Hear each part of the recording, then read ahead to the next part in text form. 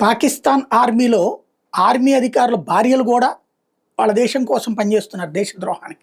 అంటే మన దేశద్రోహానికి, వాళ్ళ దేశానికి, దీనికే. ఇప్పుడు నిన్న జ్యోతి అనేటటువంటి అమ్మాయిని రాయబార కార్యాలయానికి సంబంధించిన డానిష్ అనే ఉద్యోగి భార్యే స్నేహం చేసి ఇతని ఫ్రెండ్షిప్ చేసి చివరికి పాకిస్తాన్కి అనుకూలంగా పనిచేయించి పెట్టింది.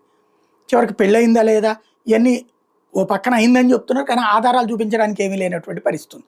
రేపు అమ్మాయి నిరపరాధిగా బయటకు వచ్చేస్తుంది. అంటే వీళ్ళు కూడా కేసు పెట్టట్లేదు, ఎందుకంటే ఇవన్నీ ఒరిజినల్, కానీ ఆధారం ఏమి చూపించలేరు. పాకిస్తానోడే వాళ్ళ ఆధారం కుదరదు కదా. మీకు పుట్టిన బిడ్డ దగ్గర నుంచి అన్నీ అక్కడే ఉంటాయి. లేదు అమ్మాయి వ్యక్తిగత జీవితం, లేకపోతే ఆ రహస్యాలు అందించిందా లేదా అన్నటువంటి దానికి ఏ ఆధారాలు ఉండవు. అదే సమస్య. ఇప్పుడు వచ్చేటప్పటికి యూపీ ఏటీఎస్ అంటే యాంటీ టెర్రరిస్ట్ స్క్వాడ్ వాళ్ళు ఇద్దరిని తాజాగా పాకిస్తాన్కి రహస్యాలు చేరవేస్తున్న కారణంగా అరెస్ట్ చేశారు. మహమ్మద్ హరూన్ అనేటటువంటి వ్యక్తి ఒక అతను పాకిస్తానీ,